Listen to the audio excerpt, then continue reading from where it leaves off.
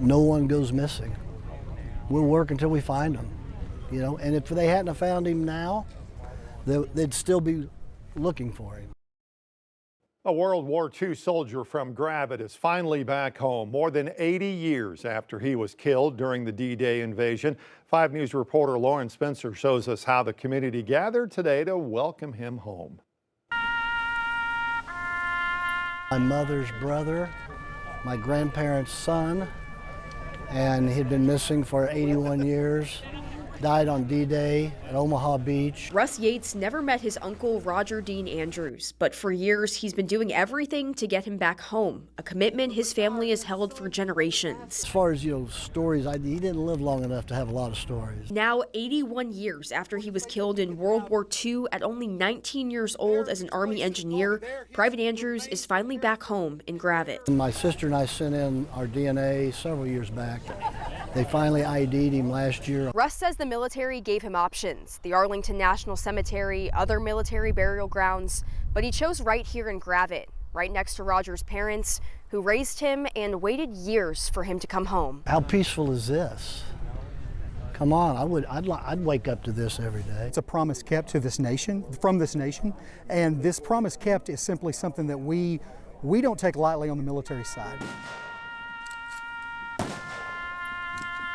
Private Andrews' remains were identified thanks to modern science and decades of determination. There are teams of civilians, military, who are at work as we speak around the world identifying remains, because it's important to be able to, not only for the family, but to be able to honor that we will never leave someone behind. It was an emotional and long-awaited homecoming, one that brought out veterans, law enforcement, and local residents who simply wanted to say thank you. We live in a great country. In Gravette, covering news where you live, Lauren Spencer, 5 News. Today also marks 30 years since the disappearance of Morgan Nick, the 6-year-old last seen at Alma Ballpark on this day back in 1995. Since then, the FBI, local police, and Morgan's family have been looking for answers. You can watch our in-depth look back at this now 3-decade-long investigation into what happened on our 5 News Plus app. Special called Morgan Nick 30 Years of Searching, streaming on demand for 5 News Plus. Grant Harden transferred today to one of Arkansas' Supermax prisons. Of course, he was captured on Saturday after spending nearly 2 weeks on the run. The Arkansas Department of Corrections released this video showing Harden being taken to the Varner prison in south central Arkansas, where he'll serve out his sentence. He was convicted of murder and rape, both crimes taking place in Benton County. He's also facing new charges for the escape in Izard County, Arkansas. And new tonight at 10, an Oklahoma judge has temporarily blocked the execution of a death row inmate in Oklahoma. District judge in Oklahoma granting the temporary stay of execution for John Fitzgerald Hansen. He was scheduled to be put to death this Thursday for killing a woman in Tulsa back in 1999. Hansen's attorneys argue that he did not get a fair clemency hearing because one of the members worked at the Tulsa County District Attorney's Office when they prosecuted this case. Unhoused people living in an encampment on the University of Arkansas property in Fayetteville getting final warnings tonight to pack their things and leave that area. A letter from the U of A is asking those at the 19th Street property to leave by June 9th. UAPD and Fayetteville PD on the scene today issuing warnings and urging people to leave and take their belongings. John Thomas with the U of A says officers are also handing out information on local resources to those at the encampment and that public safety is their biggest concern. There have been frequent reports of criminal activity in that area specifically that our UAPD officers have had to respond to. We're kind of at the tipping point now where it's become a problem just because it is so close to those trails that are right there next to the 19th Street property, as well as some residential areas. Advocates, meanwhile, say the sweeps are happening without any safe alternatives in place. Yannick Dwyer with Fayetteville Forgotten, it's a grassroots organization addressing homelessness, says they're focused on finding long-term solutions. He says at the very least, local agencies need to come together to identify a place for people to go. There is no other area that is even generally known in the homeless community that is safe. We've even moved people in the past few days to some areas, and they have, within the past few days, immediately been told by the police, yeah, you have a week to get out of here or we'll arrest you.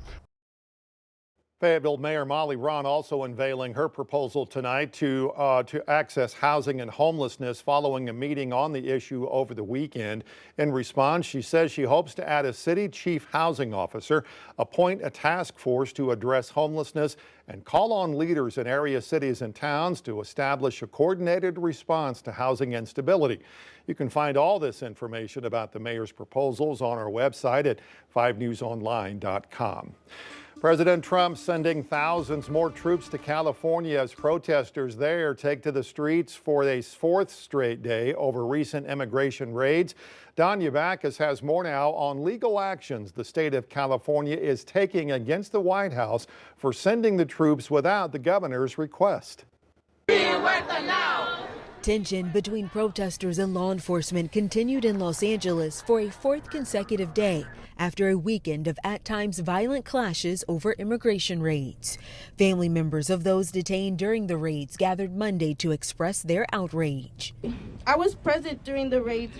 I saw with my own eyes the pains of the families, crying, screaming, not knowing what to do, just like me. On Monday, California's Attorney General said he is suing the Trump administration for deploying hundreds of National Guard members over the weekend, a move he called unlawful. They did so without authorization from Governor Newsom and against the wishes of local law enforcement who are on the ground, actively assessing and responding to the situation in Los Angeles in real time, a situation that didn't warrant the National Guard.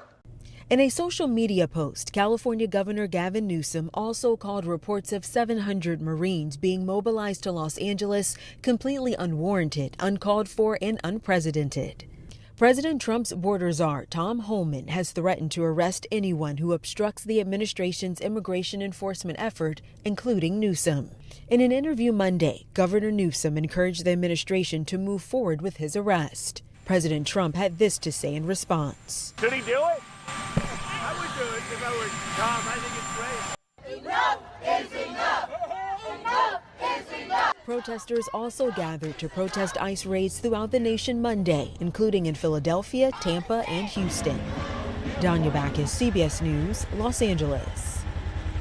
Meantime, security teams are also on high alert ahead of Saturday's parade celebrating the Army's 250th birthday. Heavy equipment has arrived, including tanks traveling from 2,000 miles away in Texas. In all, more than 6,000 troops, 150 vehicles, 50 aircraft, 34 horses, even 2 dogs and a mule will march through our nation's capital to celebrate the Army. The 1-hour parade begins at 5:30 our time and a festival with games, concerts, and fireworks happening before and after on the National Mall. Secret Service is getting ready for hundreds of thousands of people. On the ground, we're taking proactive steps to reinforce the area. You will see 18.5 miles of anti-scale fencing, 17 miles of bike rack, concrete barriers, 175 magnetometers, and officers from federal, state, and local agencies standing post.